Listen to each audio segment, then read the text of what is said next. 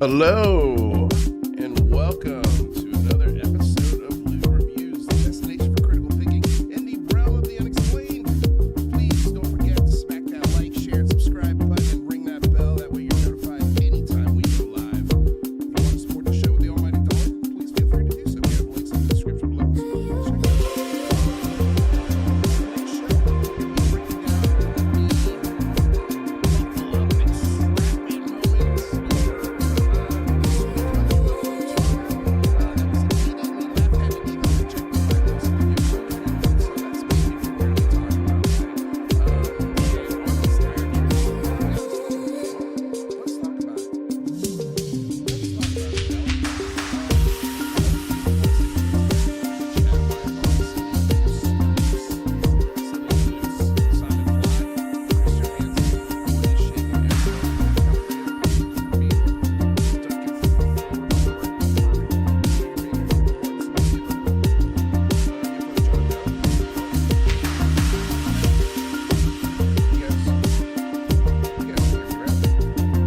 you know what?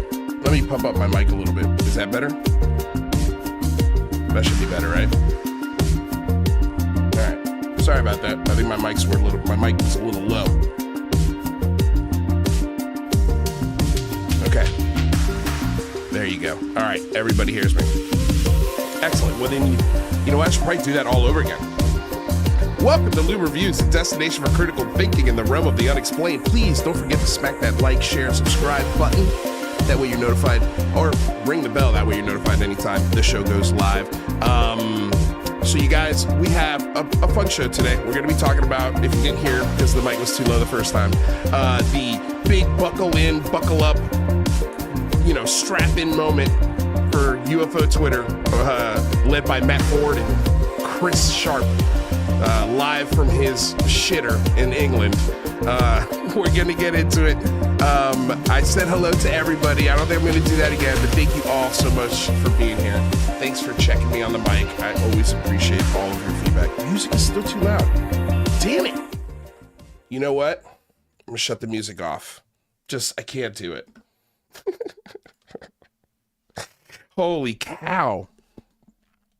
All right. Now it should just be me.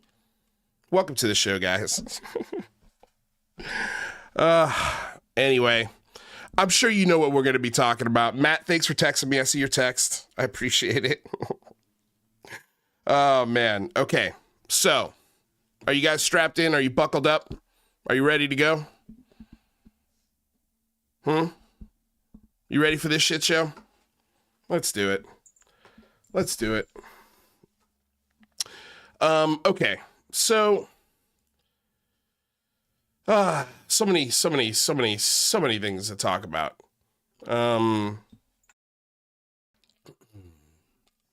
Where do we start? I think before we get to buckle the fuck up from Matt Ford and Jeremy Corbell's watches and comments from Gary Nolan, I guess I'll start here.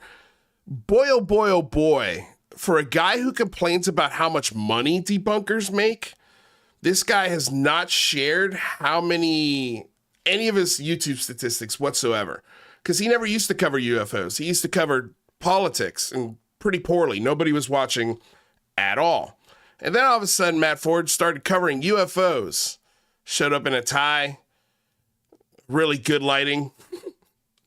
And now he's a propaganda mouthpiece for the UFO circuit. And any chance he gets, he always puts out these really stupid things about debunkers and how it's an industry and how we're being paid by the government to debunk things, which is adorable. I've shown all of my YouTube statistics. I've shown how much money I lost the second I started telling everybody what I was seeing behind the scenes and started being honest about how I was really feeling about the disclosure process. And that didn't do any favors for the channel whatsoever at all. And so to hear this guy call out people like me and Stephen Greenstreet and a few others, is laughable. This guy had on, what's today, Tuesday? And he did this Gary Nolan interview, I think on Friday, or Saturday. Or no, was it Sunday? It was Sunday. He did this show on Sunday. Before he did the show with Gary Nolan, he had just over 9,000 subscribers. And those 9,000 subscribers have come the second he started talking about UFOs. And that's why I've asked this guy to show his statistics, his YouTube statistics. If what he's saying is true, if debunkers are making money, then why do my statistics show the opposite? And if you, the pro-UFO stauncher, and, convinced, and the guy who sees orbs now, doesn't make any money at UFOs, then show us your YouTube statistics. I'd love to see him, because he went from 9,000 followers on Sunday to over 11,000 today. So, is it fair to say that UFO prophets make more money and get more attention and more likes and more subs when they're feeding into the mystery and the woo, instead of being honest? I think so. I think it's apparent. It's much easier to go the route that Matt Ford's going. And for that bootlicker to accuse people of making money while he got 5,000 subs, or what is it now? 3,000 subs in 3 days for talking about UFOs with Gary Nolan and a behind a closed door session at Stanford.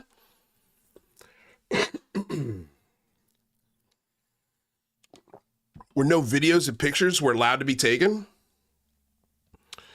It's funny how disclosure, openness, transparency somehow is behind closed doors for only a select invited few. It's wild. It's wild that these guys are the champions of disclosure and transparency. It's a joke. But this is where I wanted to start. This guy, BWP, who's reached out to me here recently in private messages, he's given me some really nice words of encouragement. And he is an experiencer, just like me. And there's no room for people who've seen things to have a critical eye in this conversation. They won't allow it. And when I say they, I mean the UFO believers.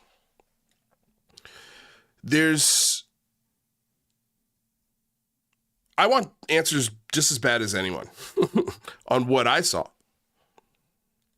But I'm not willing to let go of my common sense and facts to dive headfirst into a belief system and lead others with me down that rabbit hole. And it's a destructive rabbit hole. Conspiracy theories are destructive. He posted this here, and this was Bill Moore. Okay, he posted this in 1989. And yeah, I know Bill Moore, hardcore conspiracy theories in the day. He was pushing all sorts of stuff through Richard Doty and lying to the community. And then one day publicly came out and was like, I lied. All of this is bullshit. And he penned this letter in the MUFON Journal in 1989. And I thought it was still relevant today.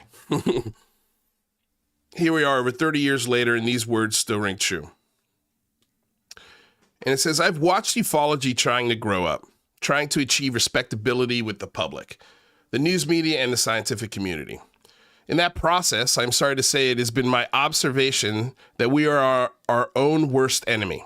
No skeptic, no debunker could possibly do what we have done to ourselves, not once, but time and time again. We say we want respectability, yet we have made little effort to construct the foundations necessary to achieve it. Sadly, we have no uniform standards, no professional ethics, no peers, no qualifications, no uniform goals, and a few credible spokespersons. Nobody speaks for ufology, or rather, perhaps more correctly, everybody speaks for ufology, all at the same time and each in a different voice. Anybody can be a ufologist. All they need to do is tack the title to the end of their name and publish, even self-publish, a book, start a newsletter, or get themselves on television. And I'll add to that, start a podcast, start a YouTube channel, start a blog. And should their material be unsubstantiated, claptrap, or broken crockery, no matter, there's always some other self-styled ufologist who will come along, see it as the ultimate wisdom of the universe, and endorse it wholeheartedly, thus adding further to the confusion. It was any wonder we have degenerated into a host of political camps, each one of which throws rocks as many as the others as possible, while at the same time loudly proclaiming to all who will listen that they are the only true religion. Meanwhile, the debunkers, who are essentially united under a single banner, throw rocks at all of us and the public as hapless observer to the entire process, emerges more confused than ever.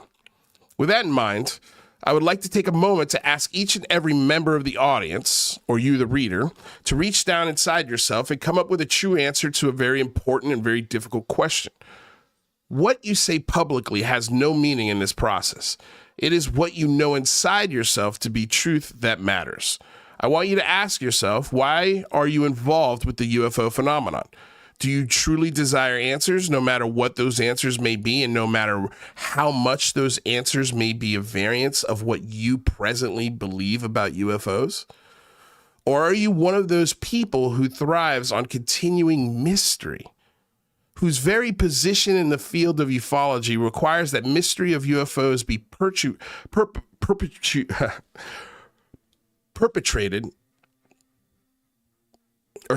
perpetuated, rather than solved, so you can continue your self-style role of importance and leadership? Let's suppose you're the head of an organization devoted to the study of UFOs, and there are several such here, including myself. What happens to your organization and ultimately to yourself is the UFO mystery is suddenly solved. Do you truly want to see that happen, or is it more palpable and convenient to keep the pot simmering for as long as possible? Only you and you alone know what it is that motivates you.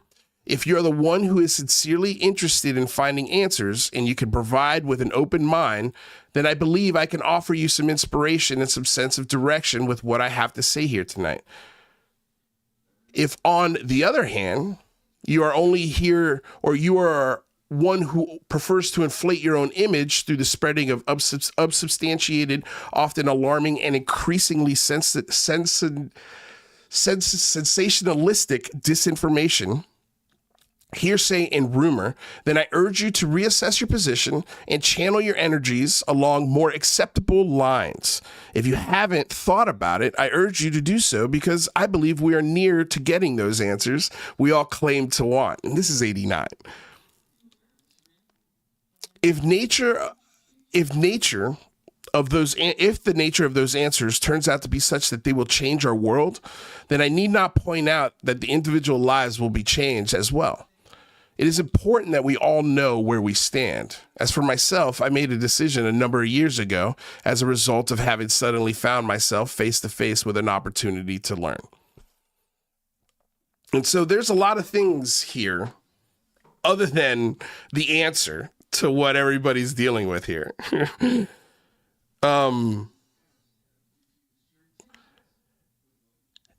It's a repetition. It's the same thing over and over and over again for the last 70 years. And even if there is something genuine to this, it's so far buried beneath all the bullshit, and the bullshit that was released today, and we'll go over it, obviously. It's just, trust us, bro. Trust me, bro. I know 3 guys that claim we have 9 craft. Trust me, bro. We have alien bodies. That thing you saw in the sky, it's 100% alien. It's absolutely incredible. I mean, everything here rings so true. Today, there's no uniform standards. There's no professional ethics. There's no peers, no qualifications, no uniform goals, and few credible spokespersons. And the credible spokespersons that you do have do silly and dumb shit like, it was so funny. Let me show you who Gary Nolan blocked today. And I know exactly why Gary Nolan blocked this person today. And it was simply, man, I had a day today with Twitter. Yeah, here it is. This is the tweet. Right. I hate that Twitter. Where, you know what? Here it is. So Lisa Bowden, who's a believer, straight up, and it's also insanely respectful for the most part. I think I've never seen Lisa go off on anyone. And Gary blocked her. Why? I'll show you why. I think I bookmarked it. I bookmarked a whole... Actually, no, I didn't bookmark it. I bookmarked the tweet. So...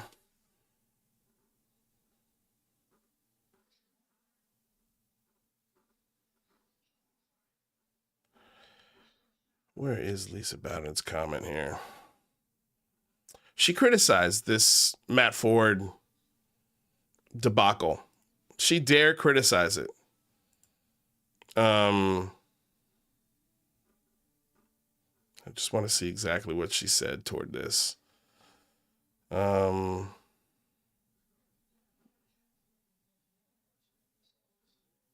she's so upset that Gary blocked her. Oh my gosh, dude. I mean, I was upset the first time Gary blocked me, so, I get it. Totally get it. Where is it?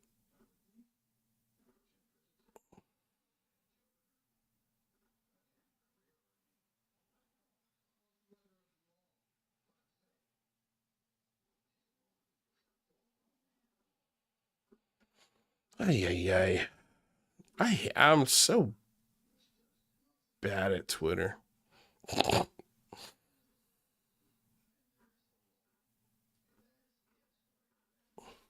Anyway, she had said something along the lines of like, yeah, this sucks. And I'm sure Gary saw it and probably just blocked her. And we're going to go over the comments. Let's go over the story first. Let's just get into it. Yeah, it's really simple. It's like the second you criticize or question any of this narrative, if any one of your heroes sees that or interacts with you in any way, man, they will absolutely fry you. Okay, so yesterday, 22 hours ago, the Good Trouble Show, Matt Ford, good propaganda show, said, buckle the fuck up. You've done been told. This sounds exactly like Jeremy Corbell. Especially that last line. So dumb. Okay. So then later today, or early this morning, rather, Mr. Propaganda Show put out, Greg O'Brien, thank you for the $5 super chat. Does anyone else smell ferret? I don't know what ferret smells like. I don't know what that smells like. All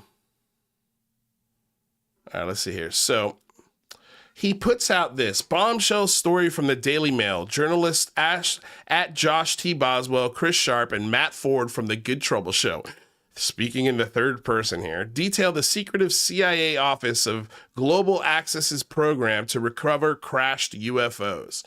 And so we have the Daily Mail article, and these three guys write about a CIA secret office has conducted UFO retrieval missions on at least 9 crashes around the world, whistleblower reveals.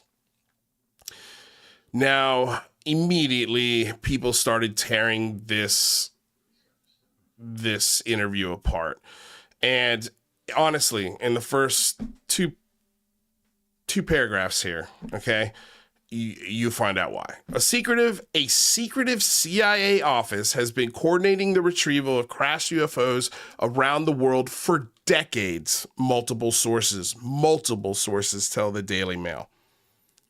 One source said that at least 9 apparent non-human craft have been recovered by the U.S. government. Gee, who else said that? Bob Lazar said there were 9 craft at S4.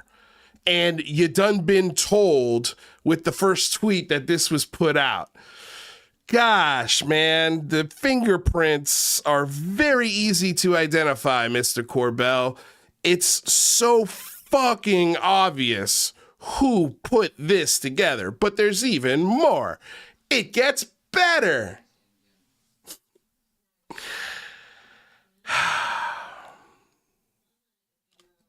One source said, okay, yeah, they've been recovered. Some wrecked from a crash and 2 completely intact. 3 sources briefed 3 sources. Trust me, bro, I know 3 guys briefed on those alleged top secret operation, told dailymail.com that the Office of Global Access, OGA, a wing of the Central Intelligence Agency's Science and Technology Directorate, has played a central role since 2003 in orchestrating the collection of what could be alien spacecraft. The 3 sources, spooky, who spoke on a condition of anonymity to avoid reprisals, even though there's already legislation in place that protects whistleblowers on so many different levels, but they want to avoid reprisals, have been briefed by individuals involved in those alleged UFO retrieval missions. Though the shocking claims sound like they come from a science fiction novel, you don't say. You don't say. They are part of a growing body of evidence suggesting that the U.S. government, why is that blocking that? Could indeed be hiding advanced vehicles that were not made by humans. They put a picture out of the shield, which we'll get into in a little bit, because there's some funny little tidbits about this shield that they put into this article. Okay, so they cite the disclosure of recovered technologies in the NDAA. And okay, here we go. So former top intelligence officer David Grush told Congress as much at an explosive public hearing in July. Not really, but okay. The same month, Senate Majority Leader Chuck Schumer sponsored an extraordinary bill to allow disclosure of recovered technology of unknown origin and biological evidence of non-human intelligence, which is now passed in the Senate. And guess what? It's going to pass.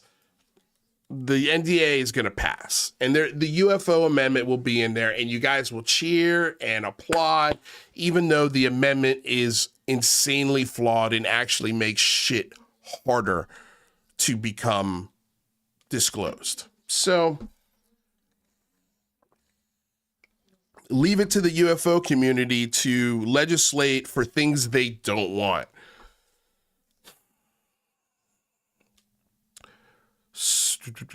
Sources who spoke to Daily Mail, more sources who spoke to Daily Mail shed light on how the CIA had allegedly coordinated the secret recovery and storage of these alleged crash or landed UFOs. There's at least 9 vehicles, quote, There's at least 9 vehicles. There were different circumstances for different ones. One source briefed the UFO programmer insiders told Daily Mail. 9 craft. It has to do with the physical condition they're in. If it crashes, there's a lot of damage done. Yeah, they built 9 craft to come all the way over here just to fucking crash. Makes total sense. Makes total sense. And for some reason, they just stopped crashing here. I guess they fixed the problem. In the 40s, 50s, and 60s, they used to crash all the time. And out in the middle of the desert, too, luckily. And not in our foreign enemies' hands, luckily, because we got there first. Like, it's so stupid.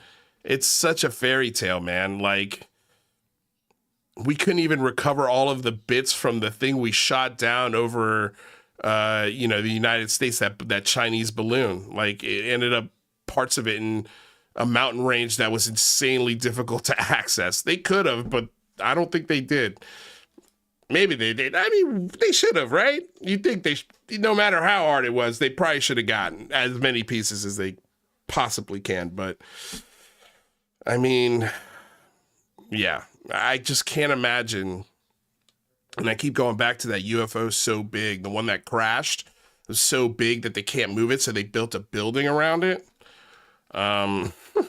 It's silly, man. The source said the CIA has a system in place that can discern UFOs while they're still cloaked. And that if the non-human craft land, crash, or are brought down to Earth, special military units are sent to try and salvage the wreckage. Another source with knowledge of the OGA's role said that they specialize in allowing the U.S. military to secretly access areas around the world where they would usually be denied, for example, behind enemy lines. Oh, man. Hey, Russia, we're going to go over the border here to recover a top secret alien craft. You guys are cool with that, right? They're basically the facilitator for people to get in and out of countries, the source said. They're very clever at being able to get anywhere in the world they want to. I mean, this sounds like a fucking Mission Impossible script. It really does. Multiple sources briefed the OGA's activities, told Daily Mail that most of its operations involve more conventional retrieval missions, such as stray nuclear weapons, down satellites, or adversaries' technology. But they are claimed some missions coordinated by the OGA have involved retrieval of UFOs. I want to see one thing here real quick because I just thought of this. Yeah, look at this shit. I wonder where this link goes. I'm just so curious. The guy who's not in this for money.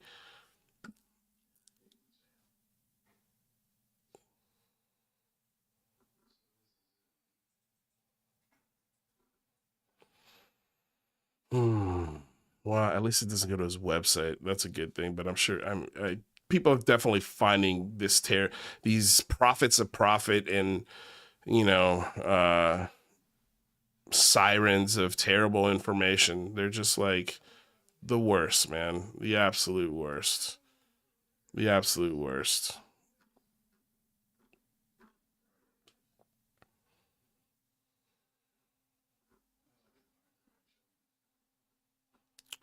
Where is it?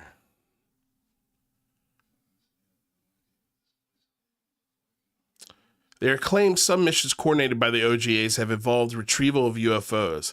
The task at hand is simply to get into custody and protect the secrecy of it, one source said. The actual physical retrievals by the military, but it's not kept under military control because they have to keep too many records. So they are moving it out fairly quickly into private hands. Documents published by the National Archives and Records Administration in December 2016 showed that the OGA was one of 56 offices in the CIA, with its chief and deputy making up to two of a total 286 director-level officials in the spy agency. What is this? Page unresponsive. An unclassified organizational chart published by the CIA in October 2015 lists the OGA among 9 offices in the science and technology wing of the agency. Late CIA expert Jeffrey Richardson, dude, what in the hell? Daily Mail is just like littered with all sorts of, looks like viruses. Or this article is just so popular that it might be crashing the website. Who knows?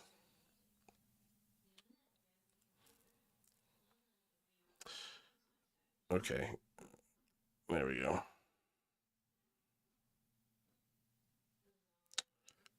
Jeffrey Richardson wrote in a 2016 book on the agency that the OGA was established in 2003 and cited a CIA description that is integrated analysis technology and tradecraft to attack the most difficult targets and to provide worldwide collection capability. Oh my God, dude, this website sucks.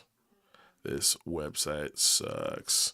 A 255-word biography of former OGA Deputy Director Doug Wolf, published in Aerospace Conference in 2017, says that he helped start the Office of Global Access.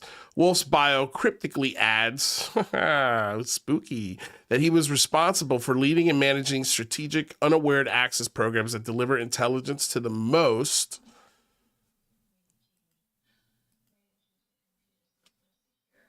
Jeez, man. Sorry, guys. Daily Mail is really taking a dump. I mean, I think you get the gist of it. Like, the page is not responsive at all. That's interesting. Let's just exit the page, huh? Reload it. I mean, it's just a bunch of sources, man. You know, it's this guy told me this, and ooh, isn't this guy who started the office really spooky? And ooh, we had a former Navy SEAL that won't put his name to it tell us about all these things. It's just like, dude, this is so stupid. Wolf's bio cryptically add, unwarned access programs that deliver intelligence in the most challenging denied areas and, quote, served as program manager with responsibility for end-to-end systems acquisition and an innovative new source and method for the intelligence community. Two more sources told the Daily Mail. I mean, are these the same 2 of the 3 sources from the beginning of the story? Are these 2 different sources?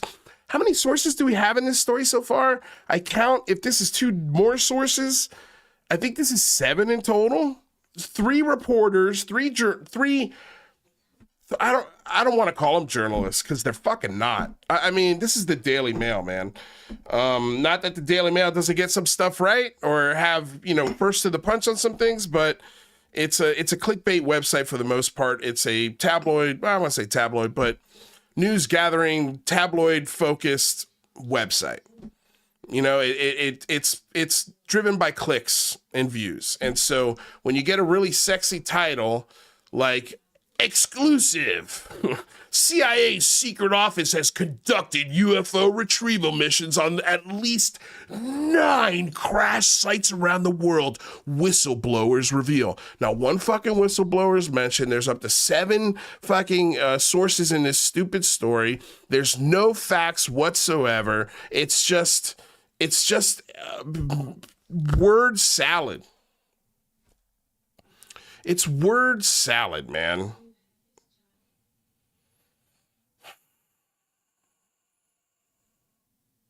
Two sources told Daily Mail that the OGA coordinates with special operations forces such as SEAL teams or Delta Force under Pentagon's Joint Special Operations Command, or nuclear weapons experts such as Nuclear Emergency Support Team, to collect the crashed or landed craft. Grab some water.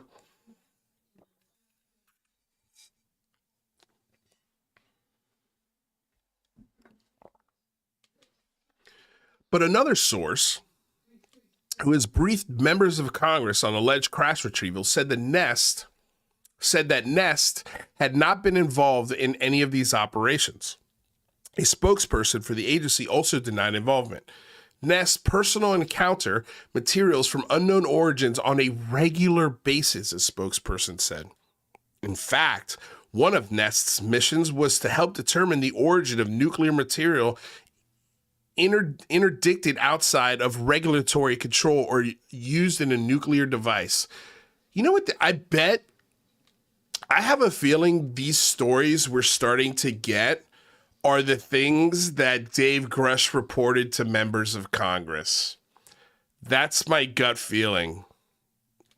These are the stories that they told members of Congress, and they told them in this exact way. You know, with they didn't name anybody. They couldn't tell you where the programs were. They would name it like this office. But again, you know, I don't know. Or this could just be a bunch of made up shit from Jeremy Corbell that he's handing to Christopher Sharp and Matt Ford and this other guy, because they're bootlickers and they're dum-dums, and they'll write anything in the newspaper or on Daily Mail, and I'll prove it. Okay, we've got video. They had a little wonderful, you know, YouTube live this morning, you know, and again, like it's last I looked, it's like at 14,000 views. How much of the debunker video happened? Like, my videos are getting what, 1.2 thousand? And you just passed me in subs. So what gets more clicks, Matt Ford? And when are you going to show us your stats? Oh, you're not, because you're a liar and you're a hack. Unreal. So funny, dude. So funny. A former SEAL told member of DailyMail.com that they had been on operations coordinated by the CIA to retrieve high-value stray enemy weapons, and that they knew of colleagues who had been on similar operations where they recovered technology that appeared to be highly advanced, though not necessarily out of this world. It's just a bunch of spooky stories, dude. Like, I'm not going to read the rest of this. It's all, you know, it goes on with Senator Reid. And here's the thing, right? Is now that this article has gotten all this attention, how many phone calls do you think that office has received from people screaming at the top of their lungs to release the information and data that they have? How inundated has this office been with a whole bunch of crazy people asking questions now about it? Or curious reporters now going, hey, what's the validity of this? You notice how no other, well, except I have a feeling we're going to get it from News Nation, but no other major news organization is covering this shit except for Sager and Jetty and News Nation. And Sager and Jetty, I'm sorry, that guy is a mouthpiece for the military-industrial complex, in my opinion. That guy does not care. He is not the same Sager and Jetty that was doing The Hill 4 or 5 years ago. It's just not the same person. That money and that influence, I feel like it's gotten to him, man. One of his best buddies is Jeremy Corbell. And, you know, again, I think this is a Jeremy Corbell piece. I think this was written and pushed, and all of these rumors and these seals and these sources are all coming from Jeremy Corbell. Again, my opinion, there's only like a couple of little connections, but I think they're pretty significant. Again, like, when has Matt Ford ever said, "You done been told"? Never in his life has that ever been uttered by him. Ever.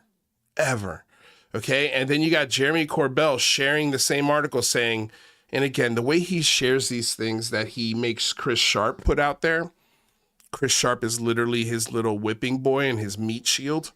Because if Jeremy Corbell put this out after that blurry photo of Kermit the Frog that he put out a couple weeks ago, like I don't know if he'd be able to survive this much propagating a bullshit from just one account. So he gives this stuff to Chris Sharp because he's a dummy and he'll post anything without checking it. So Jeremy Corbell links this article and he writes, this article about the CIA office being involved with UFO crash retrievals is accurate, ...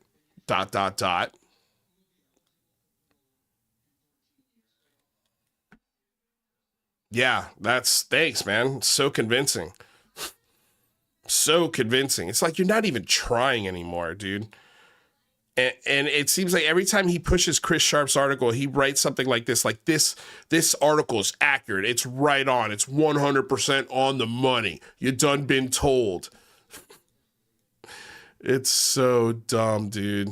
It's so dumb. So Jeremy McGowan called the company that they referenced, WMP, has confirmed that this plaque was an official commission request by POC for a U.S. government agency and confirmed that it came from the CIA. I should have an email confirming this from the company soon.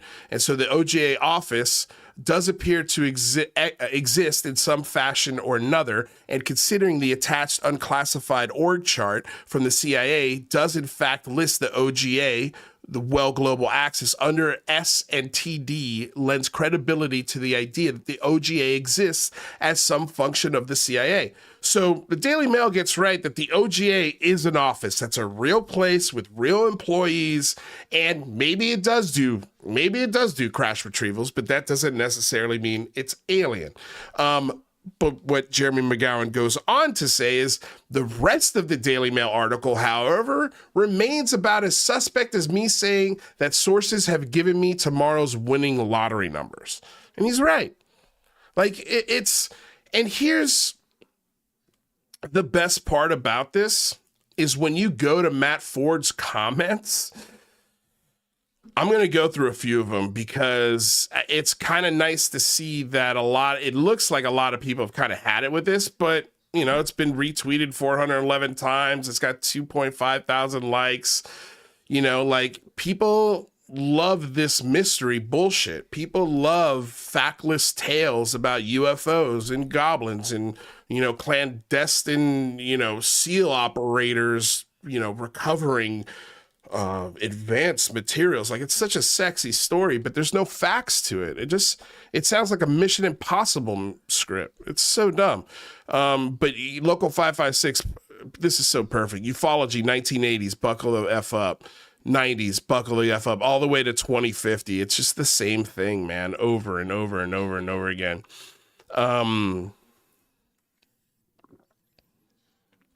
Yeah, this is great. I'd never heard of you 12 months ago. Now I'm considering putting a framed picture of you beside my bed. This is the only sport I watch. Better be in it for the win. What do you know that we don't? LOL, get that baseline ready, Seinfeld. Oh my gosh. Oh, look, you and Milkfart are twinsies. Great company you keep. Yeah, but Milkfart tweeted the exact same thing that Matt Ford did. Jeff Knox, I've been told a lot of things, most of them bullshit. We don't want told. When will you hucksters get that through your tiny, unthinking heads? Josh Mobley Music writes, I hope you're posting this evening and that it's substantial. No offense, but when you say something like this, it had better be for real. The community is jaded and will not tolerate a reveal that doesn't live up to the hype. Come on, man, give us the goods. So they're like, all these people, right? Okay, so then he posts the story, right? Buckle the fuck up, man. Buckle the fuck up. Yeah, wait till you see this. Oh, man. Buckle up, bro. Where is it, dude? Did I not? Here, let's go here.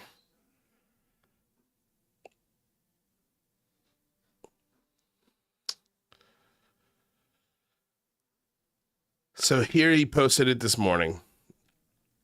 So the very first comment, I'm sorry, Matt, but this was the buckle up tweet from yesterday teasing.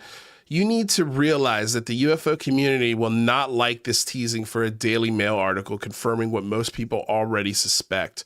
We need substantial evidence that will move the needle forward. Aerotech Research, this is extremely laughable. Now that I become deaf, understand where the article is coming from. Cloaked means that it cannot be detected. If they can detect it, it's not cloaked. This is gibberish. Agreed. InfoCipher, this was not worth buckling up. This is like saying buckle up for a Nick Redfern book. Glad to know that FOIA request I submitted 6 weeks ago is making some analysts clench pretty hard. I don't know what that's about. I want to believe, wrote weak.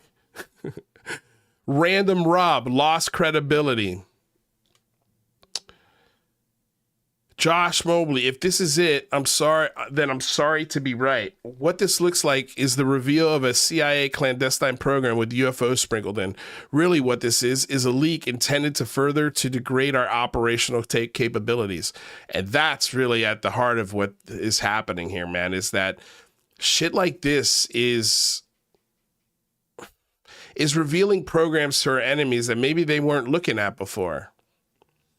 And I think it also puts people in danger that are in the field. Could possibly. Of course, there's fans of it. Let's see here. Bombshell. Believers say UFOs exist. Laughing out loud. Are there sources even considering going public as whistleblowers? Asked one person. Brandon. This guy Brandon. Spacer Hom says, I'm unbuckling. Clearly will never face a situation where I might find myself flying out the windshield. Yeah, it's okay. It's underwhelming, somebody wrote. Somebody wrote somebody has a meme of Lucy with the football and Charlie Brown. And it says, buckle up, hashtag UFO Twitter. And it says, and my prediction was correct. Nothing burger. Mike Anthony writes, more anonymous sources stating the same sort of things. You better be off tempering expectations. I think rather than riling up before stories like this publish. More anonymous sources, please bring some actual proof or pipe down, you hyperbolic fools. Chris Mellon, Lou Elizondo, any veracity to this article? Seems a little weak, but there are many crumbs of truth. Let's see, yeah. This is what you said to buckle up for? This is nothing. Claims without solid evidence. Again, I mean, like, this is overwhelmingly negative. Nine Craft, sounds like what Lazar said. Another validation? Unreal, dude. Some people said something. Oh my God, mind blown.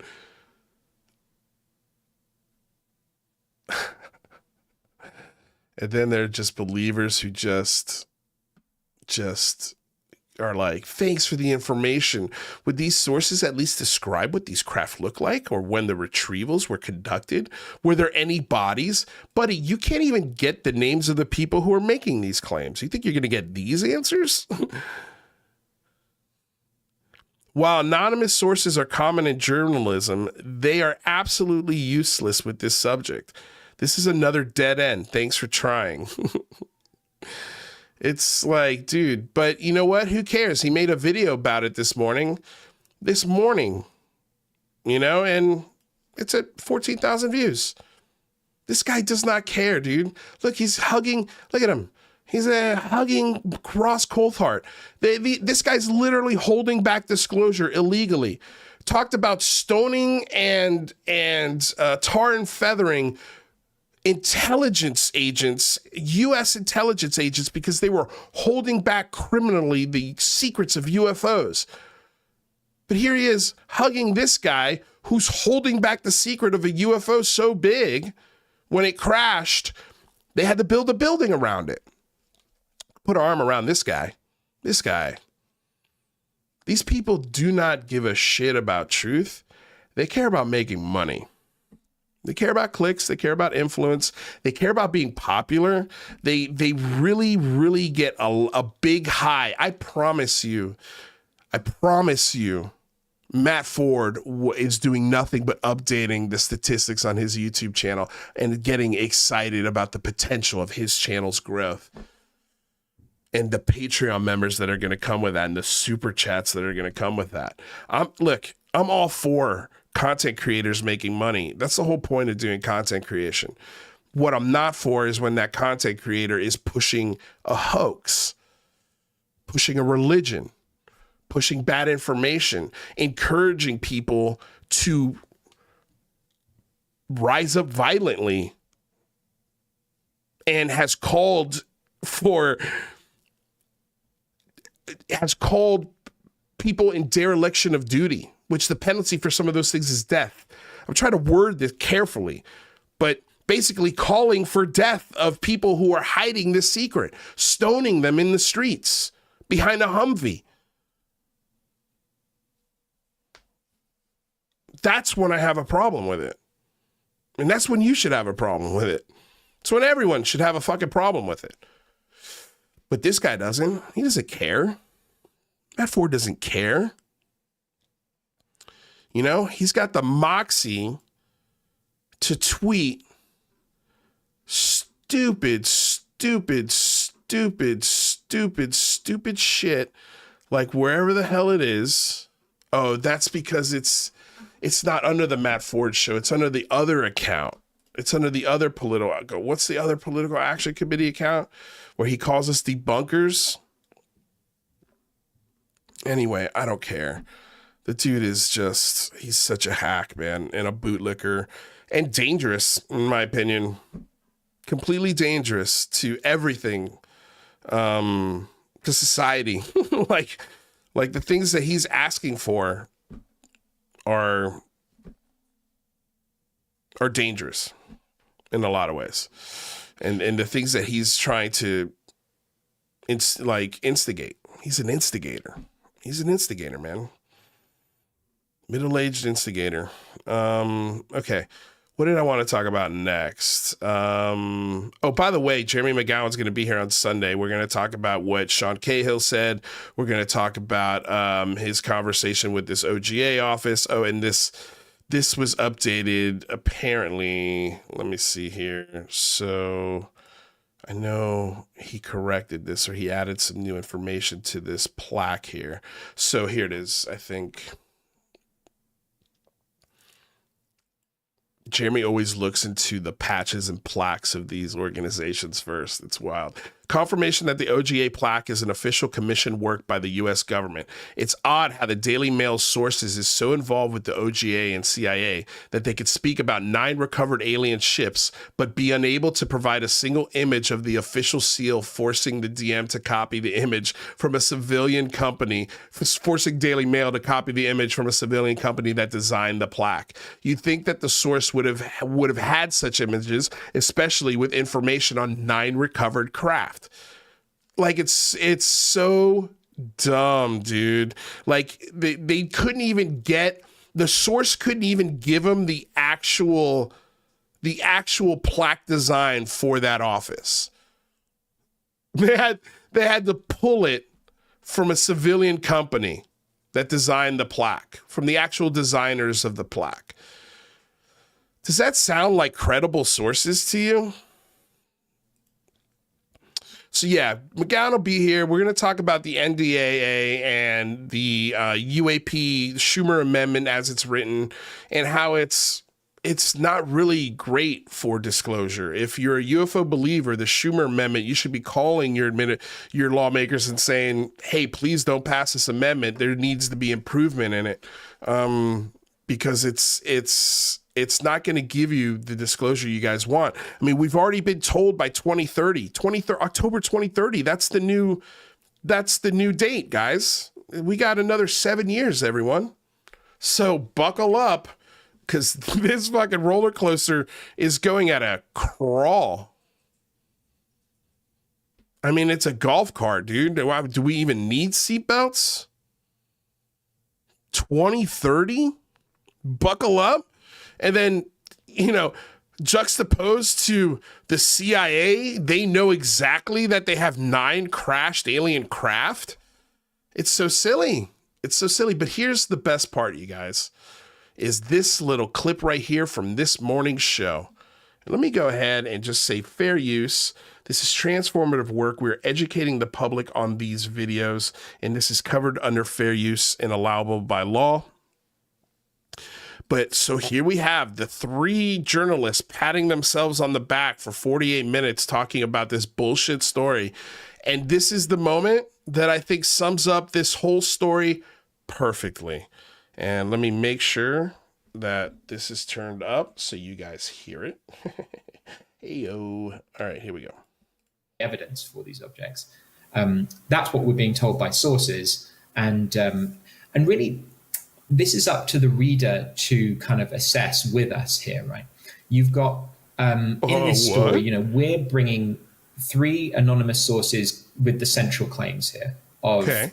the CIA has this office that is heavily involved in non-human crash retrievals. Uh-huh. But we're not telling you who they are, you know, Right. and we're giving relatively scant information. And so you kind of have to trust us to a certain extent. I mean, you know, obviously we think Oh. that these sources have a good amount of Oh. We just have to trust you, bro. They literally said it. You kind of just have to trust us that these three sources are great. Trust me, bro. Trust me.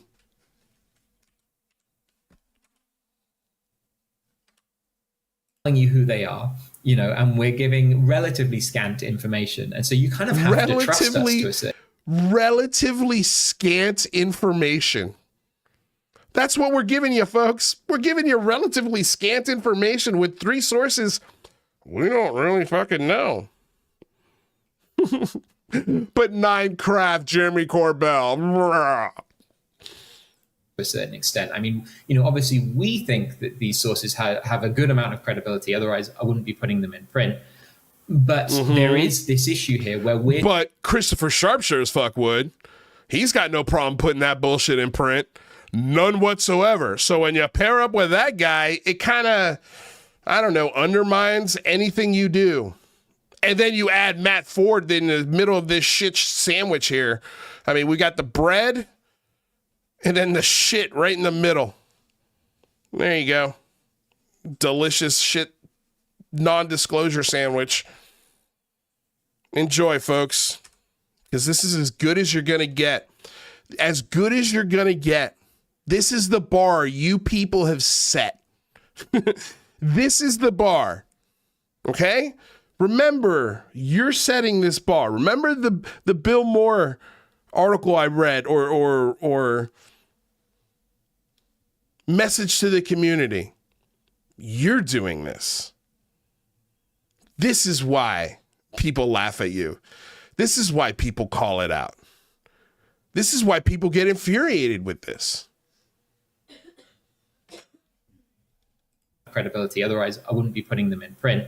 But there is this issue here where we're still fighting with this, you know, this anonymity, trying to glean enough information without, you know, getting people to violate any security oaths or anything like that. And until we have a breakthrough with Congress, with whistleblowers coming forward in public through these ways that they're allowed to do now, since we've had these various amendments in Right. Exactly. It's already been put in place with these amendments. So what are we doing? NDAA, for example. Why aren't they whistleblowing? The protections are there. The story's contradicting itself in real time. For example, where, you know, you can have whistleblowers coming forward legally. It's going to be very difficult, and we're going to have these just anonymous sources with drip drabs of information that we're trying to all piece together, as you two are, as I am. You guys are not trying to piece any of this together. You guys have made a mess of that office today. You guys have published a story with no facts and a bunch of hearsay and rumors. And this is the new world. Oh, well, this is the only way to report on it. Drip drap information, you know, very unsubstantiated shit. What was the exact word he used? I'm forgetting. But just like, yeah, bad information, small bits of information from people we don't really know. And really, to get that breakthrough, we need this kind of legislation to open things up, you know, at least in a manner that still protects the security of the American people and globally, you know, if we're talking about other countries, about the UK. If you guys cared so much about that shit, you wouldn't have published this story. All of these stories create nightmares for the intelligence community. And man, if this is on purpose, you guys, and people have been manipulated into doing stuff like this. I'm telling you, the intelligence community are hip to your game. And the amount of trouble, man, I cannot imagine the scandal if this is a counterintelligence operation to literally create havoc within our intelligence community through the UFO topic, and that's being led from people within inside the system. Fuck, that's scary. And using international journalists to fuel this fire from different countries.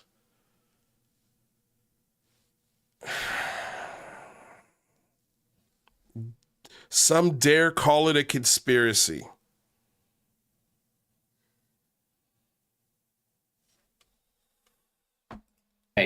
But allows people to understand the truth of the matter. You know, are there non-human craft flying around, crashing, landing? Do we have them in a bunker? Can we use these things to help humanity?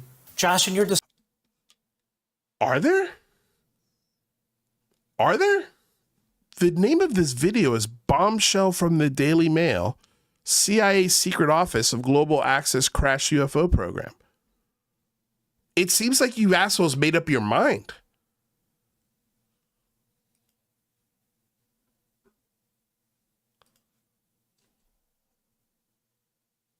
It seems like you guys have already made up your mind.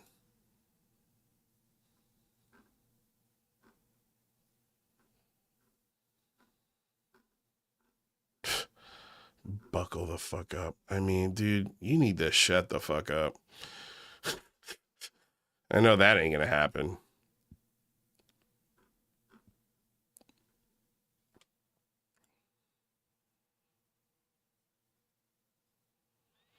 The title of this article, exclusive.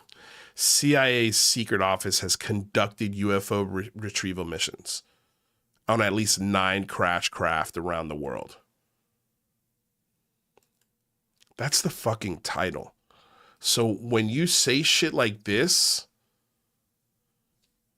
in real time, it means nothing.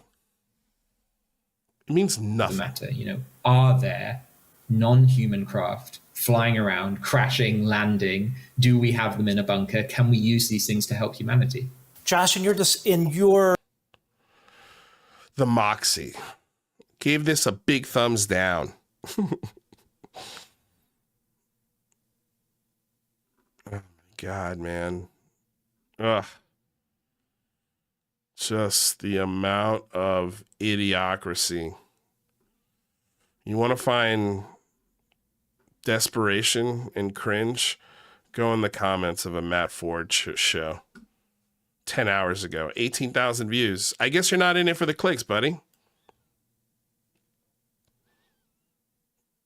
I guess there's more views than debunking. Oh, man. Yeah. Just the worst, man. The absolute worst. The worst. I just don't know how you look in the mirror, man. I don't know how you actually say to yourself, yeah, this totally makes sense. There's no questioning about it whatsoever. I don't care what the titles of my articles are. I don't care who I tie myself to. I don't care what they say. I don't care what they do. I don't care who they block. I don't care how unscientific it is. Just as long as it feeds me in my belief. By the way, tomorrow Stephen Greenstreet is putting his new special out, which I will 100% be there to watch.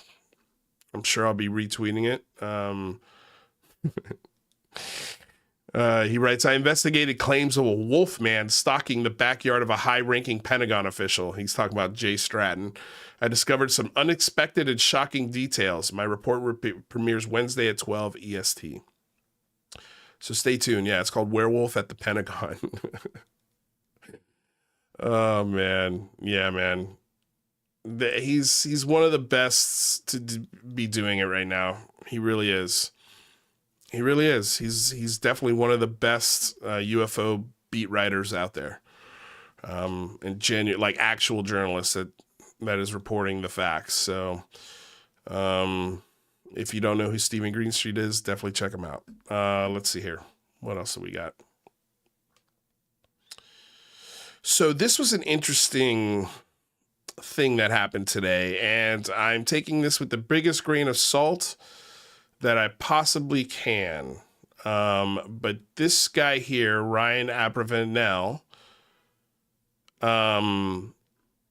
claims to work, I believe, at the OSG. Let me see here. He tweeted this out.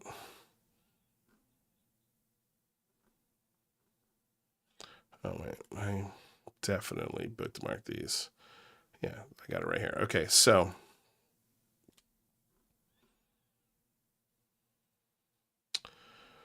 Ryan responded to somebody sharing, was it this above top secret? A forum thread. I guess they were talking about, this breaking news. And this guy writes, "It is fake. Those quote sources have never seen evidence because UFOs do not exist. Trust me, bro. I have worked with the Office of Global Access since 2003. A criminal conspiracy of current and former United States government employees is still against the United States." And then he tags Jack Sarfati. I don't know if Jack Sarfati is saying that's what's happening. Maybe he is. I'm not sure. That's kind of my first red flag on this. And I'll show you a couple more. So I'm kind of, waiting to see what happens with this guy. But if he does work for this office, the Global Access Office, the Office of Global Access, rather, the OGA, and he could prove it, I think that could provide some clarity into maybe what that office is doing. In no way am I involved in UFOs, nor do I discuss UFOs with anyone except a woman I helped who was attacked by the UFO cult. I have privately shared concise points with Schellenberger, but not much else. I'm very busy with real work, life and family. UFOs and aliens are a fantasy. And so Schellenberger is Michael Schellenberger, who's a best-selling author at Apocalypse Never and San Francisco, DOA winner, Time Hero, Environment, CBR chair in politics, censorship and free speech, UATX. He's got 810,000 subs. So that's interesting.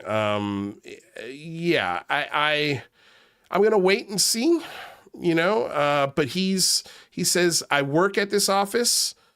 I work at the Office of Global Access, and I can confirm this story is fake. He wrote that directly to Chris Sharp. And when you look at this guy's profile, like I do with everyone's profile, he's only got 6 followers. He literally just signed up in November of 2023. But before today, he really didn't have any other UFO topics going on his timeline. I mean, I looked at his timeline, and this used to be an old, I guess, I don't know, where is this from? But he writes here in his profile that he is a power source focus group at the Defense Technical Information Center, DTIC. He does have a UFO in his, I don't know, man. I don't know if this guy works there, but if he does and he could prove it, awesome. That would be great to get some clarity on this. So I just found this interesting. I'm not taking this to the bank by any means, but if we can get somebody out of that office or some sort of public spokesperson to actually comment on the offices, on these claims, that would be great. But the thing that caught my eye was this line here: a criminal conspiracy of current and former USG employees is still against the United States government. Like, that's something that it almost, all of these guys that have come out, whether it's Lou Elizondo, Chris Mellon, Dave Grush, they've all have had a personal beef with the military. They all have a gripe. They're all angry as to why they left or they got fired or they were mistreated. There's like a personal grudge. And I think they're taking this personal grudge to a place where it's weakening our national security. And at the same time, they're trying to position themselves to take advantage of the government contracts that are wasteful. And they know that they can position themselves to get those contracts. Again, only time will tell which one of these theories and which one of these, is going to be right, or maybe a few of them are right. Maybe they turned out to try to be doing a few different things. Who knows, man? Only time will tell, and when the facts surface, that's when we'll definitely know. But I just think, man, I think ufology is in a really shitty place when these are the things that the leaders of the community are calling for and and doing. It's like it should be red flags for you. You should get pissed off when Matt Ford and Christopher Sharp do shit like this. It should piss you off because this has not changed anything. This is not going to get picked up by a big, major, credible news source.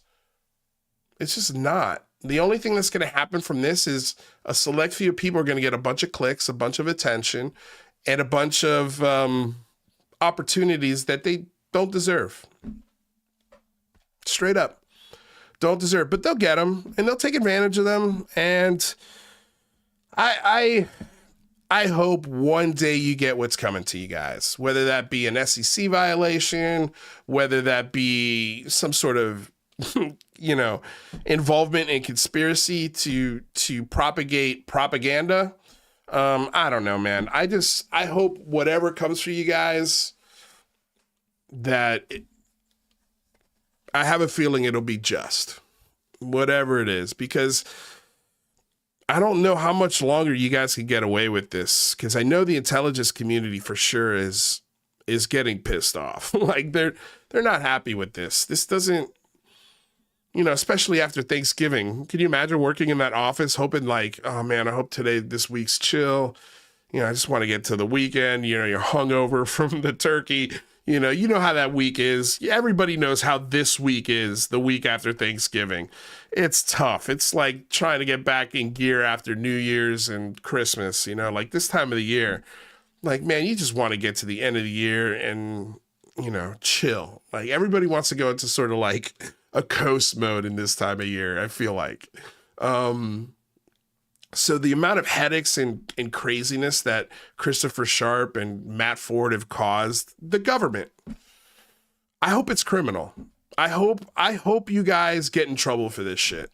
Again, when we approached the government, we did it in the most respectful and conscious way. Like we called on the weekend, so that way we didn't plug up phone lines for actual emergencies or real needs. We didn't want to undermine the effort by just saying, yeah, call them and say whatever the hell you want. Let's call them on Monday when they're the busiest. Let's flood them with UFO stuff. We tried to do it as sophisticated as we could. And there was never with my show, even at its most popular, we never did shit like this. We never said, buckle the fuck up or hold on to your butts. Wait till you hear what we got. Like, we never did shit like that. We would hype interviews. We would say we're hearing things. And then we would infer, especially if it came from Lou or Chris during the Big Phone Moments, like, we know who's saying these things. We know where this dialogue is coming from. His name rhymes with Shmoo Elizondo. Like, I would do shit like that. I never, ever, ever once was given a story to push as my own and hype it up as some big, important, world-changing thing. Never once. Be careful of these channels that do stuff like this, you guys. Like, to me, it's so obvious who these channels are. It's as plain as day. Plain as day.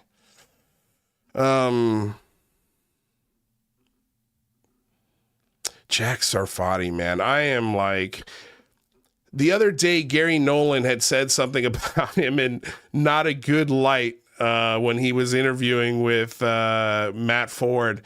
And I was like, well, if Gary Nolan doesn't like Jack Sarfati, maybe I should try and talk to Jack again. Because I know for sure he thinks I'm too stupid to understand what he's saying, because that's what he thinks about pretty much everyone. And so it's very difficult to talk to him, and it's very difficult to get him to just fucking stay on one thing. I've seen many interviews with him. He interviewed with Michael Mataluni. I wasn't allowed to be part of the show because Jack Sarfati didn't want me to be part of the show, and he didn't want Rather to be part of the show. He was just a kooky guy, man. But when Gary Nolan said what he said about him, I was like, huh, I should give Jack Sarfati another shot. So this was interesting. This is just wonderful. So UFO Joe, oh God, this guy,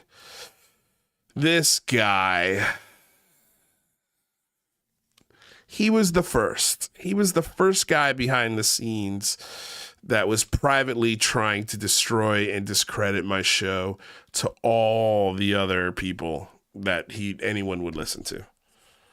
He's the one who got Sean Rash to turn on me. He's the one that got, UAP Mike and all those crazy people. Oh my gosh, I'm getting a phone call, guys. I'm going to have to put you dudes on hold because this is a pretty important call. I'll be right back. Be right back.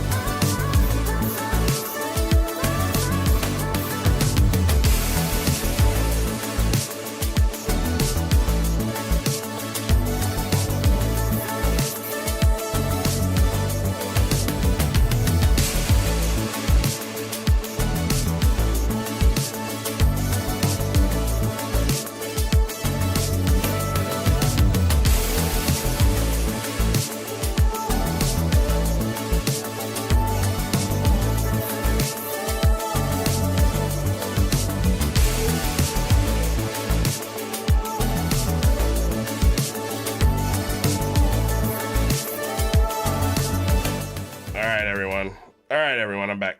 I'm back. I am back. Wait, let's go here. There we go.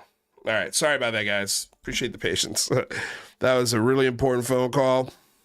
Some good things are happening. Yeah.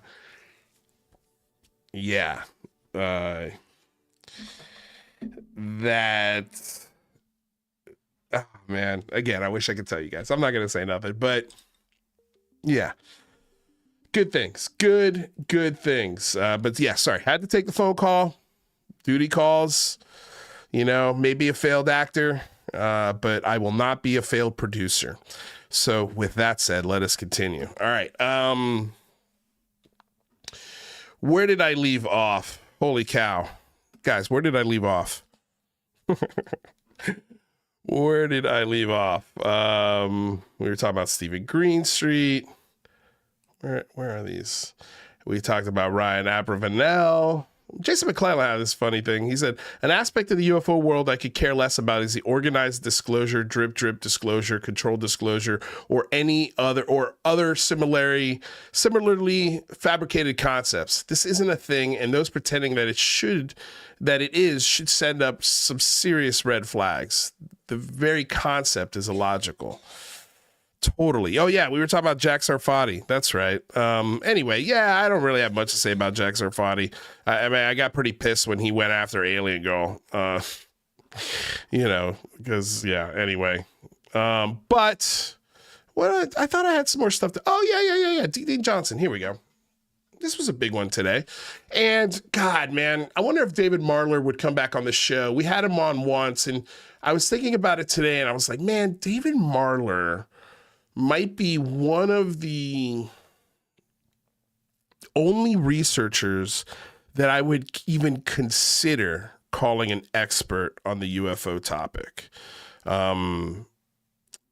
He's insanely well read. I mean, he sits on an entire archive that is now in a university, I believe at Arizona State. Is it Arizona State or University of New Mexico? I can't remember. It's been a while since I've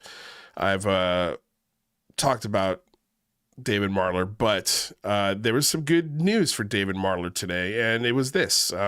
So Dean Johnson released this news. The National UFO Historical Records Center has acquired the long, inaccessible research file of the Aerial Phenomena Research Organization, or APRO, founded in 1952. And this is awesome because this is one of the things we were asking for in the Big Phone Home. It's just like, why are all these things from the 50s classified? Like, if we have it, let's unclassify these things, man. Who cares? Like, the sources and methods and stuff from the 50s, like, we should be good. We should really be good up until at least the 80s, mid 80s, right? Like, anyway. APRO was a prominent civilian group for decades. Details in release by NUFO HRC Executive Director David Marler. So, subject: the Aerial Phenomena Research Organization, APRO, was one of the oldest and largest civilian UFO groups research organizations in the world. The research files of this organization have been transferred to the National UFO Historical Records Center and UFO HRC in Rio Rancho, New Mexico. So yeah, I think it's New Mexico University. Details. Dr. J. Allen Hynek, former scientific advisor to U.S. Air Force Project Blue Book, cited APRO and NICAP. And NICAP is the National Investigation Committee on Aerial Phenomenon, the best civilian UFO groups of their time. Both of these collections are UFO archival records, along with the files of the Center of UFO Studies, are now housed at the headquarters of these acronyms and UFO HRC. APRO was founded in 1952 by Jim and Coral Lorenzen, later based in Tucson, Arizona. NICAP was started in 1957 in Washington, D.C. by Major Donald Kehoe. CUFOS was founded in 1973 by Dr. J. Allen Hynek in Chicago. All of these records are in the process of being digitized for electronic storage, analyzation, transfer, and ease of access. This is what I love about David Marler. Is all of the archive things that he collects, he makes available to the public and digitizes them. So you could actually go to the actual archive and access these things. And I'm sure at some point these things will be available at the website, which is amazing, man. The collective files of APRO, NICAP, CUFOS, as well as Dr. J. Allen Hynek's original U.S. Air Force Project Blue Book files constitutes the largest civilian historical UFO case file collection in the United States, if not the world. An appropriate site is being sought in the Albuquerque, New Mexico area for a permanent facility to house this massive collection of UFO research data. The facility will allow for public access to the UFO data as well as viewing of historic photos and artifacts from the UFO research field. EdUFO HRC plans to cooperate with civilians, scientific, and government UFO research efforts. And that is the way it should be. And I love that civilian is the first one. I wouldn't mind giving $20 billion to David Marler. I'd give him a $20 billion contract and trust someone like that to do the research and spend the money the right way to actually try to get answers to a topic like this. I would give him money like that to a person like David Marler. I would have no issues with a government contract whatsoever like that.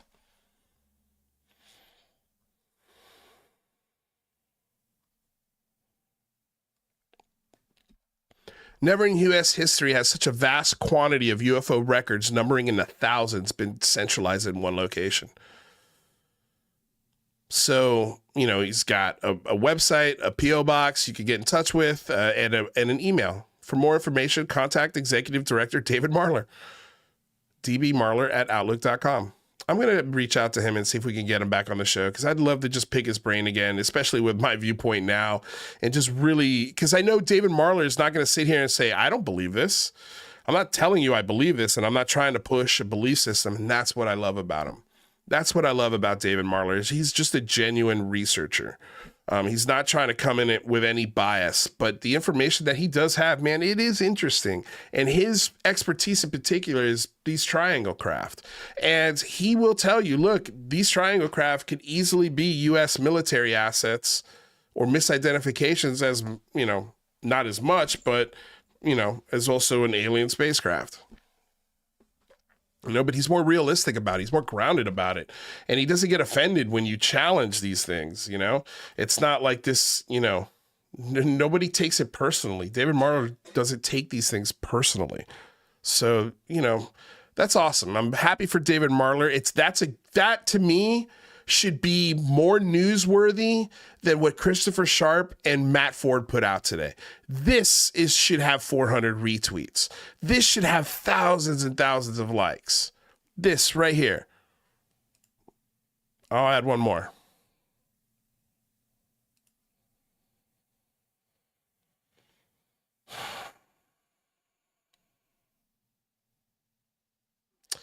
It seems just so simple, you guys, like how we could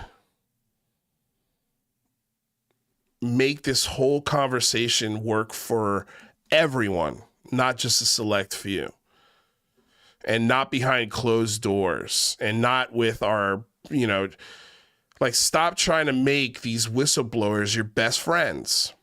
Like I saw today, Kurt Mungle was like basically begging for an interview with David Grush. Like, what does a guy got to do to get an interview with David Grush? Kurt, call Lou. You know, ask one of your producers. Ask Dan Zetterstrom. They could get you in touch with the right people, man. Like, your show's big enough, and I don't think it's going to press the buttons that are going to, you know, scare off a person like Dave Grush. You know, I love theories of everything, but it's a show about theories and philosophizing. You know, a lot of it doesn't get to the core of the truth, especially when it comes to the UFO discussion, because there's no math to it. There's no facts with it. It's just philosophizing. And yeah, so I don't, you know, anyway, this was something that was brought up, and it's not the first time that this has been brought up, you know, but Jeremy Corbell's watches.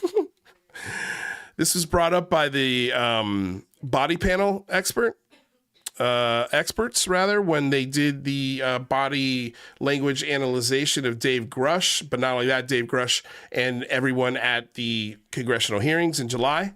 And one of the first things that they noticed was the size of Jeremy Corbell's watch. And they also questioned, why is one of the biggest UFO hoaxsters in the front row of a congressional hearing with a very, very expensive watch?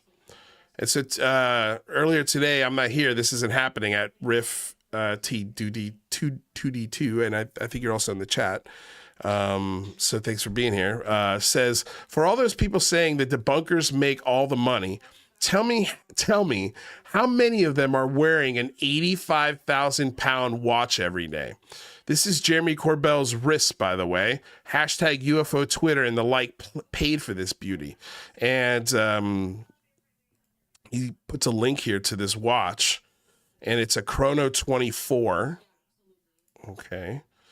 I'm not a watch guy. I don't know anything about this kind of stuff, but it's an Audemars Piguet Royal Oak with Royal Oak 36 millimeter, very rare red dial steel watch. And it's 85,000 pounds. So it's an $80,000 watch, basically. An $80,000 watch. And that's just one watch. That's just one. I could tell you guys that UFOs, look, Jeremy Corbell, from what I understand and from what I've heard, he's a trust fund kid. He was given a whole bunch of properties. He manages a whole bunch of properties. That's his main gig. That's how he makes his money, is managing properties. He drives a nice car. He's got a really nice house. He's got a hot ass wife. I mean, he's got the life, man. He was given a great life, basically on a silver platter. He started life on the 40-yard line in a 100-yard dash. That's not his fault. That's just the cards he was dealt, right? Okay, no problem. UFOs is just supplemental income for him. It's a way for him to express himself artistically. It's a way for him to make some serious money off of merchandise, off of films, off of stories. I mean, podcasts. He's monetized every aspect of this conversation. So him having a few $100,000 worth of watches doesn't shock me. All of the UFO money, I promise you, is probably paying for those watches and paying for all of the little extra things that he loves to do. It's not his main source of income, but I think it's a close second, a very, very close second.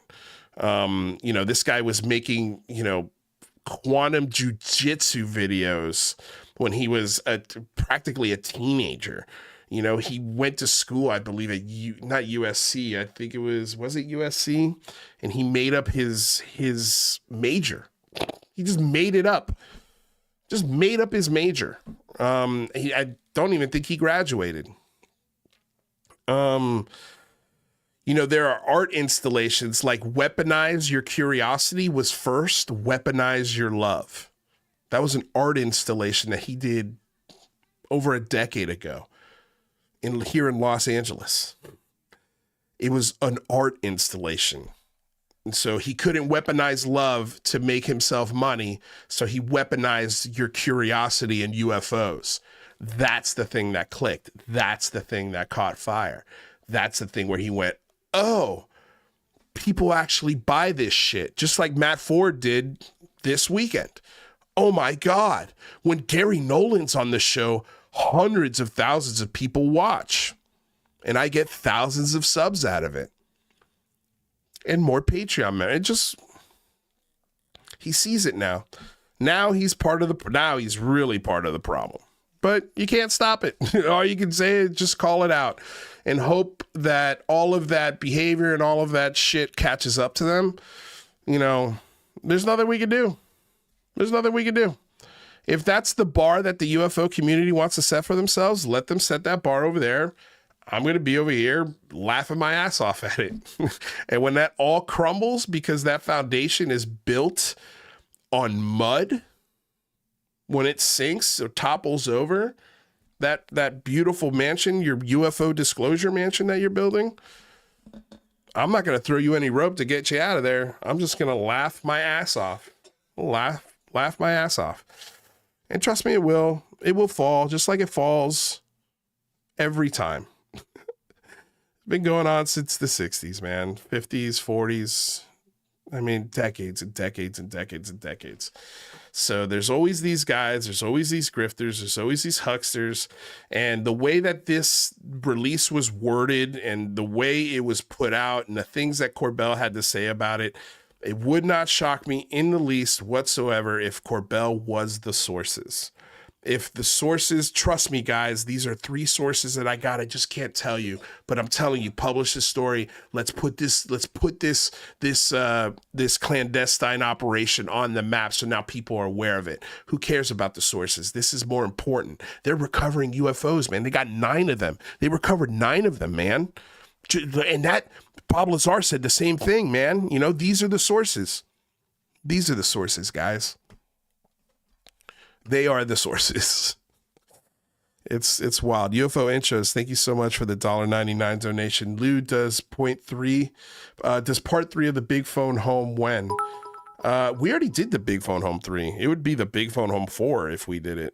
I'm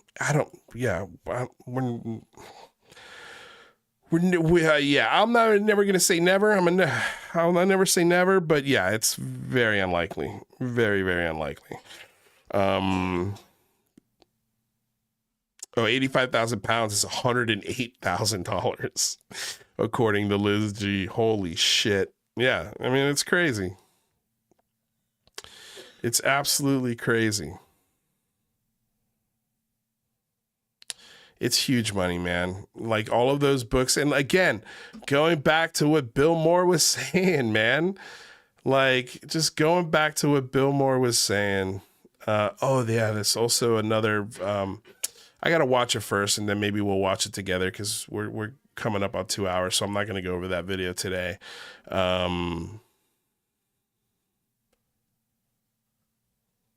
This was, let me see here. Why would lobbyists for the major aerospace corporations bring major pressure to bear such that Mitch McConnell went to Schumer and said, it's over, it's out. And that he did. That's the word on the street. Wow. Yeah, nobody had heard that. Yeah, so he kind of leaked that yesterday that apparently Mitch McConnell went to Chuck Schumer and says the UFO amendment's out. It's over. How does Gary Nolan know that? Who told Gary Nolan that? Did he hear that directly from Chuck Schumer?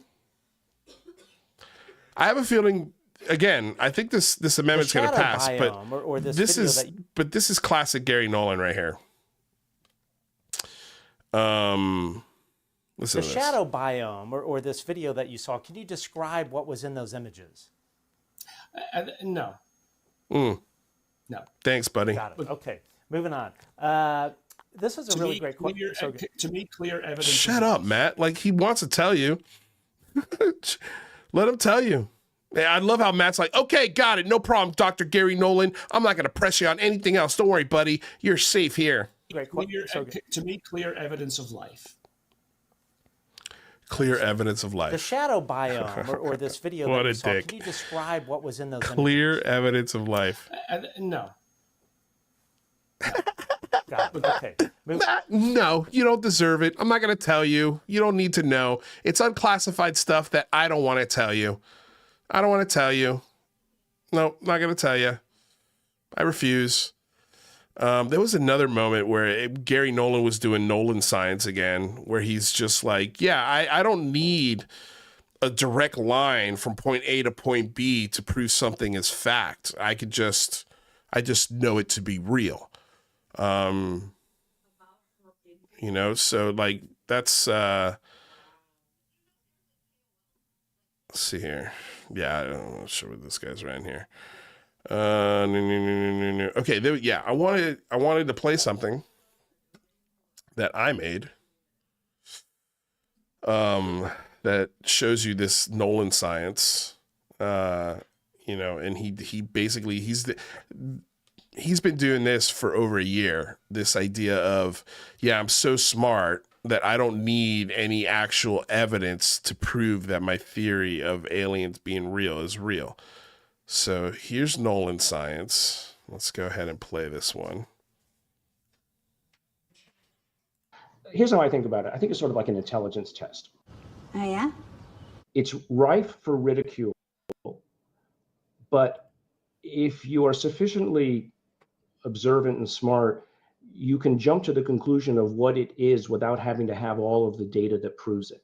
I'm all ears. And so I can know that something is true without being able to draw a mathematical or geometric line between A to Z. And so I think that's part of what's going on here. Whatever's going on here, stop it immediately. Do you know what is in front of you and what you're seeing? Crickets. Nothing. Do you know what's in front of you guys? Is that reality? What is it? You know, and it draws you forward. I mean, it's very self-congratulatory, obviously. Obviously. Thinking that, you know, we are the chosen, et cetera. And it's, you know, it makes you similarly subject to ridicule. But he thinks he's chosen. I don't see it as that. I see it as people who are showing the way. You know. How about no? So Nolan has been Here's how I chosen think to about it. show the way. He's been chosen, guys. He's been chosen to show the way. He doesn't need evidence from point A to point B. Hey, man, thanks for the $5 super chat, UFO John Doe. Good show. Keep exposing the grift. Will do. I can't help it. Again, I love this analogy, the they live analogy. I've put on the glasses, man. I ain't taking them off. I like seeing the truth. It's not fun at first, but once you get the glasses on, it's kind of addictive. You know, like I like seeing through this bullshit. I like being not fooled by it anymore. And at first you're kind of ashamed that you were fooled by it, but then you come to the realization that, you know what? A lot of people are fooled by this. A lot of people, smart people, are fooled by this bullshit. Really smart people. Case in point, Gary Nolan. I mean, for fuck's sake, Gary Nolan has a building with his name on it at Stanford. And because Gary Nolan was abducted as a baby boy, Gary Nolan thinks he's special. And he's here as an arbiter of this information. You know, seems self-congratulatory. I mean, like, all of these guys think they're special. And it's amazing to me that people this smart fall for this, but I did too. And I'm not saying I'm that smart. I never claimed that. Never claimed to be a genius. Never once. You know, but fuck, man, I felt stupid when I came to the realization, oh, I'm being used and lied to, manipulated, and none of this stuff is true. And there's no evidence for it. When I thought there was, there isn't. There's none. Zero, zilch, nada. There's not one shred of evidence for alien life visiting planet Earth. And when you put those glasses on, there's no argument that a person can put in front of you that you cannot logically break down. Not one. I do it all the time in spaces. I do it all the time on this show. That's what we do. We just simply break it down and make it as simple as humanly possible. How many sources and how many journalists does it take to write about a clandestine UFO project? And are these people even journalists? And who are these sources? How many were there? 7, 5, 3? How many? Like, and all of the things that you've written in the past that have turned out to be 100% grade A bullshit, including 29 Palms. That was another Jeremy Corbell push through Chris Sharp. Like, come on, man. Gary Slowcam. Thank you for the donation, Clump Lizard. I appreciate it. It's obvious, guys. It's right in front of your face. They literally are telling you right to your face what's going on. And they're making fun of you, and they're using they're using people like Chris Sharp. They're using people like Joe Murgia. They're using people. Oh yeah, that's right. We didn't go over the Joe Murgia clip. Let's go over that one and then we'll end the show because this one's just so funny. He's so excited to be there, and they haven't whipped out UFO Joe in a long time. They were in a really long time. They just haven't needed to. But I guess they're really running thin on the shit that they're going to talk about. And we'll compare what UFO Joe says here compared to what UFO Joe said in 1997 on public access in Tampa. It's the same shit. Coming up on this week's episode of Weaponized. Oh, by the way, I gotta always say this with these guys. Fair use. This is fair use. It's transformative work. We are educating the public on the videos that we are sharing and critiquing. This is covered under fair use and allowable by law. So yeah, this is the promo for this week's Weaponized. So you said 10 years ago, Schumer Amendment probably would have been considered UFO disclosure. Back then, I would be. Good news is UFO Joe's got a new shirt. Hey, and this one's got buttons. Congratulations, buddy. Looks great. Looks great, man. Really good stuff. There's an article on UFOs in Politico. Schumer Amendment is just basic right now. They're taking it step by step. Just, Jacques Vallée got up and said, your language doesn't include visitors to people's bedrooms. And Nell was like, we realize that, but we just can't put that in there right now. Well, does David Grush have any direct first-hand experience of his own? I mean, I can tell you. No. This is not a problem to say, was that he was exposed to intelligence products that were visual. Oh, intelligence products that were visual. What the fuck does that mean, buddy? What does that mean? What does that mean? I just love that they haven't talked to UFO Joe in so long. And it used to be one of the what do they call him? The young gun of ufology. Jeez, dude. Would have been considered. All right, let's mute you. Steve Long, thank you for the donation. Thanks for continuing to be a community watchdog, Lou, and for relating to the people that it's easy for all humans to be mistaken and misled into incorrect conclusions. You're welcome, man. I mean, you're one of those leading voices too. If you guys don't know who Steve Long is, if you want a little more clarity on this topic, I'd recommend highly following him. He's been on the show, great conversation, really rational thinker, and a historian of this stuff. A really good historian of this stuff. And you're one of the people I watch and I listen to, and I help me shape our narrative here, which is think with your fucking brains. Think with your brains. Think rationally. Come up to with your own conclusions. Don't let people tell you how and what to think. And don't be so quick to jump on the UFO bandwagon. I remember one of the first times, and only the first and last times that I did that on UCR was when they were calling for the firing of Gary Reed, and I jumped on that one immediately. I was pissed. I was ringing all the bells. Lou had told me, hey, Gary Reed, blah, blah, blah, blah, blah. And the article had come out in the debrief, and I was like, no, this cannot stand. And then we did the show. I raised the alarms, and during the show, Rather was like, whoa, wait a second. Let's pump the brakes here. We don't know what's happened here yet. This hasn't been confirmed by anyone. And it was like, oh, I got used. This isn't as big a deal as we thought it was. And the information isn't as accurate as we hoped it was. And so it happens, man. Like, it happens to everyone. It happens to everyone. So I would, all I'm trying to do is warn you about the same mistakes that I was a victim of, or that I fell for. So, look, we're all in it together. It's okay. I've said so many times, it's okay to be wrong. You're going to be wrong about this. In this case, I want to be wrong about everything I'm saying. I want to be wrong about all of it. But again, even if I'm not wrong about all of it, and it turns out that a lot of this stuff is ours, that's still a great story. That's still something to get excited about. That's still worthy of your time and effort. And so this is what we're going to maybe cover in the next couple days, maybe before McGowan. I haven't watched this yet, but the VFX artist debunked flight MH370, and it's not just one this time, it's multiple. This is the Corridor crew.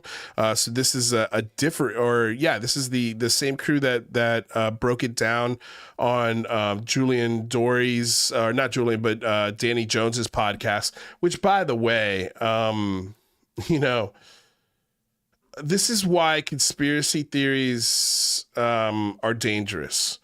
This was a tweet that Julian Dory had put out earlier today. And he wrote, "The attacks against Danny Jones for his latest Concrete podcast are ridiculous and unwarranted. He did a great job challenging the evidence, and we should all appreciate a podcaster with the guts to do so." I think I'm going to have to ask Julian and Danny for an interview. I'd love to talk to these guys and just get their opinions post this interview and post everything that's happened, because I know they've been getting a lot of shit from a bunch of conspiracy theorists about how this is real, because this has been picked up by some really big people. Like, there's $100,000 out there right now, a reward from Kim.com. I don't even know really where he's, like a Bitcoin guy, fucking crypto bro. And, he's offering $100,000 reward for the original MH370 videos with the orbs, which he's never going to get because they're not real. They don't exist. They do not exist. And even if you were offering $100,000, and let's say they did exist, let's just say they were real, hypothetically, $100,000 is nowhere near enough for somebody to break a security oath, an NDA, and possibly national security secrets, and be arrested and sued by the government for $100,000. I think you're gonna have to up your price there, Kim.com, you moron. But people like that are leading this stupidity surge for MH370. And now the guys who simply ask questions, who looked and presented themselves as the right side of this conversation, have been, now they're not. Now they're not, because the mob has gotten so crazy that the rational voices are being drowned out. I mean, these are two guys with over, between their two channels, I mean, what was it, 4 or 5 million subs, 3 million subs, something like that. I mean, or 2 million, I don't know what it is, but it's in the millions. It's in the millions. It sucks. It sucks. It absolutely sucks. And yeah, so I think they shouldn't give a shit. And I think they should invite, if Ashton Forbes is so fucking confident, bring him on again. And this time, really strip him down. Strip him down as hard as you can, and bring the experts there in the room and show him why he's an idiot. And don't let him set the narrative. Because I think maybe that's part of the reason maybe why Danny Jones and Concrete's having such a hard time, because at the end of it, you said, "Oh man, you're doing great work. You're doing great work, and tell everybody where they can find your shit." Like, you can't tell somebody who's lying and perpetrating bullshit, "Yeah, you're doing great research. You're doing great work." So I think, little moments like that are, I think, what add fuel to the fire. And, just the fact that Ashton is really manipulative, and he's very good at being like, "Well, you guys had a narrative before I came in here," calmly saying that, and calmly saying, "Well, you had these video experts. Who are these guys? These are just random guys online." They're not random guys online. They actually put their names to what they're talking about. The people you're talking to are random guys online. Like, it's, when he's like, "Oh, that's a fact," when he's stating what facts are, I think that's where you immediately say, "No, that's not a fact. You are lying or incorrect," whichever one you want to, own there, Ashton, or just being stubborn. So anyway, you guys, I think that's the show. This was a fun one. Let me turn down the music a little bit. That's my mic. Let me turn down the music. There we go. Thank you, guys. Sorry for the opening snafu on the sound there. I was hitting the wrong buttons. And thanks for your patience on the little break. Man, as soon as I can share this news with you guys, I will. Right now, we're just kind of like shopping things around, having meetings, making moves, baby, making moves. I'm excited. I haven't been this excited about my career in a long time. Let's just put it that way. So, yeah. Anyway, you guys, have a wonderful night. Again, we'll definitely be here on Sunday. We maybe have a show sometime, between now and Sunday. I don't know. Let's see what news happens. There's still a couple of days left in numinous November. I have a feeling that the NDAA will pass with some kind of UFO amendment, some version of the Schumer amendment pass, and they're going to take a fucking victory lap, and they're going to do spikes, and they're going to celebrate their touchdown, and it's going to be in your face, debunkers. Oh, check that out. And everyone knows what's going to happen. Everyone knows the end of this fucking story. Anyway, you guys, have a great rest of your week. Try not to work too hard. I know this week is just a grudge, man. It's tough, man. It's Tuesday, and it feels like it's fucking like I don't know. It feels it feels like it's Friday, but we're Tuesday. If that makes sense. Makes zero sense. Anyway, you guys, please don't forget to smack that like, share, and subscribe button and ring the bell. That way you are notified anytime we go live, which is awesome because now our live works on time the first time. Man, if you were here 2 months ago, pre-lobbies were not a thing here, but we got it figured out. So anyway, if you want to support the show with the almighty dollar, like a few super chatters here have today, thank you guys for the super chats, by the way. Check out our Patreon link in the description below. It's a great way to support the show. And yeah, I think that's it. I think we got everything. Once again, thank you for embarking on this journey of discovery together. Stay curious, stay skeptical, and thank you for subscribing to Lou Reviews. Until next time, thank you guys all so much for helping raise the bar. I'll see y'all later. Have a wonderful night. Love you. Peace.